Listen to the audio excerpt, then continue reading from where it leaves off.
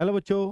नमस्कार, कैसे हैं आप सब लोग? उम्मीद है शानदार, जिंदाबाद, जबरदस्त होंगे। और वैसे तो बहुत सारे बच्चों को अंदाजा लग ही जाता है भाई ये गिफ्ट क्या होने वाला है। पर फिर भी केवल गिफ्ट ही नहीं बताऊंगा, गिफ्ट की खास बात भी बताऊंगा। साथ में आपकी तैयारी इस टाइम कैसी होनी चाहिए उस बारे में भी बात करेंगे। और कुछ इन्फॉर्मेशन अभी आ भी चुकी हैं तो उस बारे में भी थोड़ी सी बातें कर लेते हैं। और इस समय जरूर आपके हृदय की धड़कनों को कोई आपके आसपास बैठा हो तो वो भी सुन सकता है। तो ऐसी हृदय की धड़कन आपकी तैयारी करने वाले बच्चों की चल रही होंगी। तो डर को कैसे दूर किया जाए इस पर भी अगर बातें करें तो बुरी बात नहीं है, क्योंकि बच्चों ये डर वो चीज़ है जो आपके एग्जाम को बेहतर करवाएगा, आपको हमेशा पढ़ने के लिए प्रेरित करेगा। अगर ये डर आपका पूरी साल बन जाए तो बात ही बन जाए। जो डर आपको इस समय लग रहा है, अगर ये पूरी साल लगा होता तो ऐसा कोई बच्चा नहीं है जो बेरोजगार रह जाता। वास्तव में ये सच्चाई है, क्योंकि ये डर ही है जो आपको नौकरी पर लगवाता है। तो डर लगना अच्छी बात है, पर ये कुछ ही दिन के लिए लगता है इसलिए बुरा है। ये डर अगर सालों साल रहा होता तो बच्चे फिर आदत पड़ गई होती इसकी और अब तक सिलेक्शन भी हो गया होता। चलो अब बात कर लेते हैं यूपी पुलिस के कुछ पॉइंट्स पर कि भाई परीक्षा का कार्यक्रम निर्धारित हो चुका है पूरी तरह से। अगर कोई ऐसे डाउट में है कि 17 और 18 को नहीं हो सकता एग्जाम, तो वो या तो बिल्कुल अनजान है या बिल्कुल पागल है। ठीक है, तो अब उस तरह से अगर कोई अपने दिमाग में ना लाए। 10 फरवरी को एडमिट कार्ड, ये बिल्कुल आज न्यूज़पेपर में आ चुका है कि 10 फरवरी को आपके एडमिट कार्ड जारी होने वाले हैं और ये आ ही जाएंगे, क्योंकि भर्ती बोर्ड ने हर काम बहुत ही समय से और सटीकता से किया है। इसमें कोई शक नहीं है हमें कि 10 फरवरी को एडमिट कार्ड आएंगे या नहीं आएंगे। काम होते होते 100% आ जाएंगे। और जिस हिसाब से, जिस स्पीड से भर्ती बोर्ड चल रहा है, हो सकता है सुबह में भी आ जाए। मॉक टेस्ट का जो रोल है वो अंतिम समय में कितना बड़ा हो जाता है। बच्चे, अंतिम समय में मॉक टेस्ट हमें दो काम कर सकता है, या तो मोटिवेट कर सकता है या हो सकता है डिमोटिवेट कर दे। तो मॉक टेस्ट अंतिम समय तक देना या बिल्कुल लास्ट दिन तक देना, ये मैं बहुत ज़्यादा समझदारी नहीं समझता, क्योंकि मॉक टेस्ट आपने अब तक बहुत दिए हैं। संडे का इस बार भी दे लीजिए।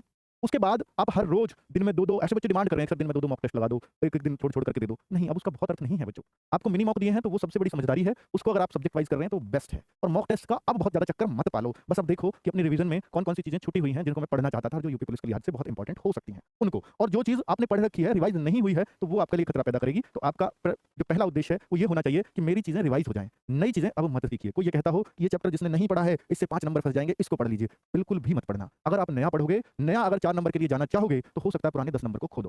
तो बेहतर होगा कि आप पुरानी चीज़ों को रिवाइज़ करो। अब नया पढ़ने का समय खत्म हो चुका है। पढ़ा हुआ बस फेरिए। आगे बच्चों, एक बहुत बड़ा जो मैं आपको समस्या का वो बताता हूँ कि ओएमआर सीट में अभी 48 लाख बच्चे इस परीक्षा में बैठने वाले हैं। हर शिफ्ट में 12 लाख बच्चे बैठेंगे।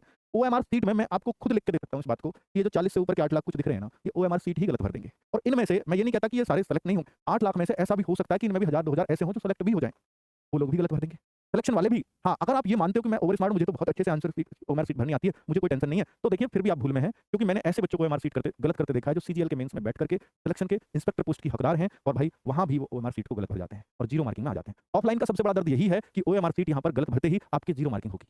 तो इसको बहुत विशेष ध्यान देना। ओएमआर शीट जैसी यूपी पुलिस की आएगी, कैसी आएगी? जैसी 2018 में आई होगी, थोड़ा-मोड़ा एक आध कॉलम चेंज हो सकता है। वो ओएमआर शीट आपको हो सकता है ऑनलाइन अवेलेबल हो जाए, हो सकता है ना भी हो। उस टाइम ऑनलाइन का इतना रोल नहीं थे। तो मैं इसके लिए एक ओएमआर शीट जो फॉर्मेट भर्ती बोर्ड का रहता है, वो मैं आपको प्रोवाइड करवा दूँगा। बच्चे, वो मैं अपने व्हाट्सएप चैनल पे डाल दूँगा। इस वीडियो के डिस्क्रिप्शन में व्हाट्सएप चैनल दिया हुआ है, उस पे मैं डाल दूँगा। और ऐसी छोटी-छोटी चीज़ें, जानकारियाँ मैं वहाँ डालता रहता हूँ। ठीक है? उस पे मैं खुद ही अपडेट रहता हूँ, मैं खुद ही उस पे मैसेज करता हूँ। मैं बस एक ही चीज़ चलाता हूँ अपने हाथों से अपने सोशल मीडिया का, वो है मेरा अपना व्हाट्सएप चैनल, और कुछ नहीं।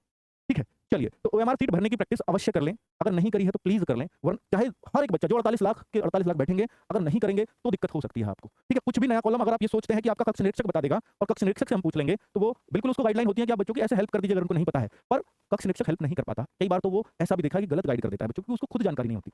वो खुद समझदार हो इस बात का पक्का नहीं है। और इतनी जगह सेंटर्स गए हैं तो हर जगह कक्ष निरीक्षक अच्छे नहीं मिलेंगे आपको, ये श्योर है।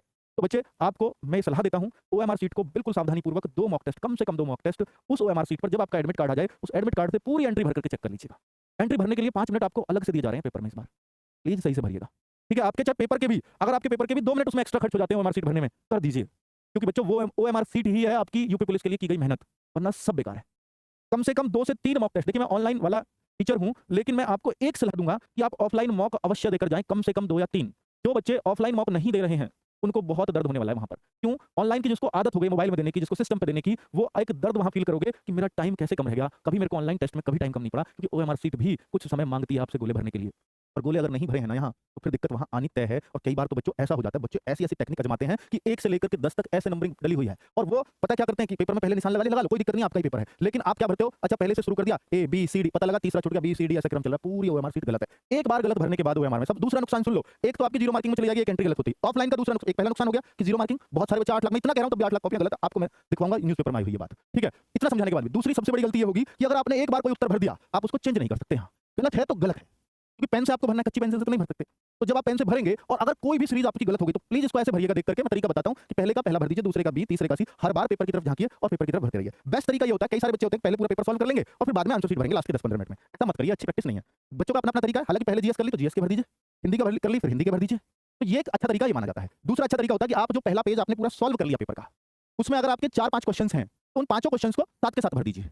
तो बेस्ट तरीका तो ये है, जिसको मैं भी, क्योंकि जब हम भी टेस्ट देते थे तो हम ऑफलाइन ही टेस्ट देते थे, सीधी सी बात है, उस टाइम ऑनलाइन नहीं होते थे, तो ओएमआर बेस्ड ही जैसे ही आपका पेपर है, तो वहां हम लोग भी इसी टेक्निक को आजमाते थे। मैं जो अपना करता था, भाई पहला जो पेपर पे जितने प्रश्न हैं उतने ही मैं भरूंगा, फिर दूसरे पेज को पलटूंगा ताकि मुझे बाद में पेज ना पलटना पड़े। दूसरा जो पेज है, फिर मैं उस पे जितने प्रश्न हैं उनको भर दूंगा।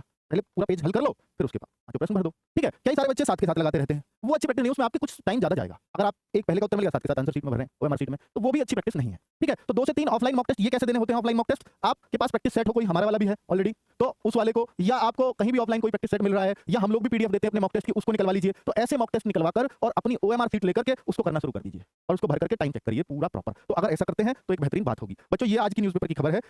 इसमें लिखित परीक्षा के लिए 10 फरवरी एडमिट कार्ड जारी किया जा सकता है, जिसमें ये बात लिखी थी और मैंने इस आधार पर बात लिखी है। हर पाली में 12,04,360 अभ्यर्थी बैठेंगे, पूरे हर जिले में परीक्षा होगी। किसका किस जिले में जाएगा इस बात की अभी संभावना नहीं बताई जा सकती, कितनी दूर जाएगा, कितनी पास जाएगा। हालांकि जब इतनी उथल-पुथल, इतने 48 लाख बच्चे होंगे, तो मुझे नहीं लगता कि बहुत ज्यादा दूर सेंटर्स देने चाहिए। अगर दूर देंगे तो बहुत ज्यादा उथल-पुथल मच जाएगी पूरे यूपी में, कि बच्चे की संख्या बहुत है। तो इसका जरूर भर्ती बोर्ड ध्यान रखेगा कि बहुत ज्यादा इधर-उधर ना हो। अब अगली बात अगर हम कर लेते हैं कि भाई ये जो चीज है, ये आपका ये परीक्षा कार्यक्रम है कि आपका 17 फरवरी और 18 फरवरी, शनिवार और इतवार लिखित परीक्षा। परीक्षा का नाम प्रथम पाली, द्वितीय पाली, यानी 2-2 पालियों में होंगी। पहली पाली 10 से 12 बजे होगी, दूसरी पाली 3 से 5 बजे होगी। 120 मिनट की ही पालियां हैं। ठीक है, 15 मिनट पहले आपको मतलब एंट्री कॉपी वॉपी कुछ मिलना शुरू हो जाएगा। ठीक है, चलिए, तो आपकी एंट्री भी 15 मिनट पहले बंद की जा सकती है, हो सकता है और पहले बंद कर दी जा सके, तो इसलिए टाइम से पहुंचना। और ये अभ्यर्थी को फिर पत्र भरने आदि कार्यक्रम के लिए 5 मिनट का अतिरिक्त समय प्रदान किया जाएगा। ये बात भी यहाँ लिखी हुई है जो मैंने आपको बोली थी कि भाई आपको अपनी एंट्री वगैरह भरने के लिए 5 मिनट का अतिरिक्त समय, यानी पेपर पे भी कुछ लिखना पड़ता है ना, हो सकता है पेपर को भी 5 मिनट पहले खोलने के लिए बोल दिया जाए, तो वो पत्र वगैरह वो सब हो सकता है उस फॉर्मेलिटी के लिए। तो अब बच्चों आगे बात कर लेते हैं कि आरडब्ल्यू के गिफ्ट के बारे में।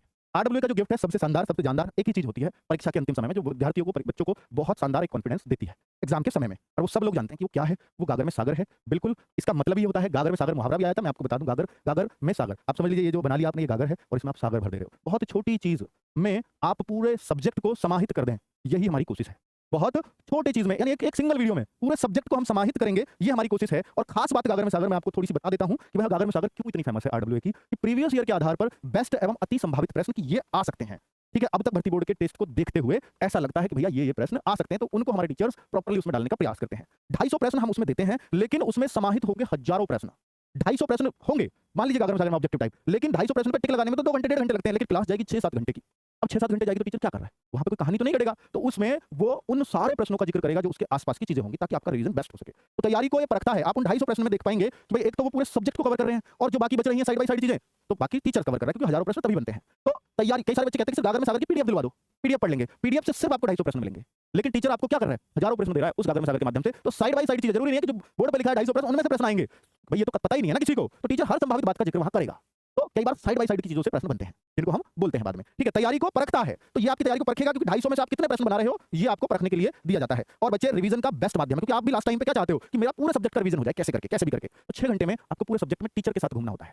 ठीक है, तो ये बेस्ट तरीका है रिवीजन का। जिसने कुछ ना पढ़ा हो, देखिए वैसे जिसने कुछ नहीं पढ़ा है उसका सिलेक्शन तो वैसे भी नहीं है, और अगर कुछ भी नहीं पढ़ा है तो इससे बेस्ट कुछ नहीं हो सकता लास्ट टाइम में। ठीक है, क्योंकि वो टीचर अपना निष्कर्ष निकाल के दे रहा है हर सब्जेक्ट में। ये आपको उसका टाइम टेबल दे रहा हूं, गागर में सागर की हर क्लास का कौन किस क्लास को कराएगा, प्लीज एक बार देख लीजिएगा। हिंदी को 10 तारीख को नवीन सर इस प्रैक्टिस सेट की, यानी गागर में सागर की शुरुआत 10 तारीख को हो रही है, तो 10 फरवरी को सुबह 8 बजे 2 शिफ्टों में चलेंगी गागर में सागर, एक 8 बजे और 4 बजे। जिस दिन मैथ और रीजनिंग की होंगी, उस दिन चूंकि बड़ी क्लास होंगी, मैथ रीजनिंग को समाहित करना एक क्लास में पॉसिबल नहीं है, इसलिए उस दिन को इवनिंग की शिफ्ट नहीं होगी। तो भाई हिंदी 10 तारीख को होगी, 10 तारीख को ही फिर करंट अफेयर्स फनवीर सर 4 बजे से करा रहे होंगे। मैथ्स के 11 तारीख को राहुल तेवतिया सर ले रहे होंगे गागर में सागर, 12 तारीख को संदीप सर रीजनिंग की गागर में सागर ले रहे होंगे, और यूपीजी के 13 फरवरी को केसपाल सर ले रहे होंगे, और हिस्ट्री को शाम को 13 फरवरी को दिग्विजय सर ले रहे होंगे। और आगे बात करूं पॉलिटी, तो पॉलिटी 14 फरवरी को आपके अजीत सर लेंगे, और इकोनॉमिक्स की विनय सर ही 14 फरवरी को लेंगे, और 15 फरवरी को स्टैटिक जीके। हालांकि स्टैटिक जीके यूपी में उतनी इंपॉर्टेंट नहीं है। क्यों नहीं है? स्टैटिक का वही पार्ट आता है जो सब्जेक्ट में टीचर कवर कर देता है, इसलिए हमने सब्जेक्ट में इसको पढ़ाया भी नहीं है। पर फिर भी एक मैं मतलब सर, नवीन सर का ये कहना कि ठीक है, लास्ट टाइम पे स्टैटिक जीके यूपी पुलिस वाले बच्चों को भी दे देते हैं, कभी प्रश्न बने तो बाहर ना जाए। तो स्टैटिक जीके 15 फरवरी को सुबह 8 बजे, और 15 को ही ज्योग्राफी की क्लास शाम को 4 बजे दिग्विजय सर ले रहे होंगे, और 16 तारीख को भावना मैम और धर्मेंद्र सर आपकी 16 फरवरी को 8 बजे से साइंस की क्लास ले रहे होंगे, जो अपने आप में 8-10 घंटे की क्लास जाएगी। 17 और 18 को आपका पेपर है, पेपर से जस्ट पहले हम आपको गागर में सागर देते हैं, इसके बाद हम कुछ भी नहीं, बच्चे को पेपर देने के लिए छोड़ देते हैं। भाई अब आप खुले से रहो, जाइए और पेपर में धमाल मचा के आइए। और बच्चों, मैं उन बच्चों को भी थोड़ा संदेश देना चाहता हूं इस मंच के माध्यम से, कि जो लोग गलत गतिविधियों में भी उलझते हैं, कि भाई पेपर लीक के मामले में, पेपर उसके मामले में, तो इन चीजों पर बच्चे बिल्कुल ध्यान मत देना। भर्ती बोर्ड बहुत सख्त है। आपको अगर कोई ऐसा दल्ला वगैरह कोई मिल भी जाए तो उसके चक्कर में मत पड़ना, हो सकता है आपके पैसे भी फंस जाएं, और हो सकता है आपको भैया जेल भी जाना पड़े। तो आपका कैरियर अंतिम नहीं है, खत्म नहीं है, और अगर खत्म करना चाहते हो तो इन चीजों में पढ़ना, वरना भाई कोई बात नहीं, आप मेहनत से होते हैं तो ठीक है, नहीं तो कोई बात नहीं, आगे हम ट्राई करेंगे। अगर ऐसी किसी गतिविधि में फंसे, बहुत सख्त है बच्चों भर्ती बोर्ड, अगर ऐसी किसी गतिविधि में फंसे तो आपको हो सकता है एग्जाम में आप कुछ कर भी लो, सीसीटीवी से लैस है सारे, करवा भी लो, लेकिन आप बाद तक भी पकड़े जा सकते हो। यूपीएसआई में आपने देखा था, अंतिम समय तक चुन-चुन के पकड़ा था भर्ती बोर्ड ने। ठीक है? तो ऐसी किसी गतिविधि में मत फँसना और बच्चों उसके लिए बिल्कुल एक कानून भी बनने जा रहा है और कानून बन भी चुका है ऑलमोस्ट। अब आपके लिए बहुत-बहुत दिक्कतें हो जाएँगी अगर कोई ऐसी गतिविधियों में फँसेगा तो। ठीक है? तो प्लीज़ अपना पेपर मेहनत से दें और अपने ऊपर भरोसा रख कर के दें कि भाई ठीक है, जो पढ़ा है, जैसा पढ़ा है, यही पढ़ा है और यहीं से ताकत लगा कर के पेपर देंगे। ठीक है बच्चों? नमस्कार, धन्यवाद।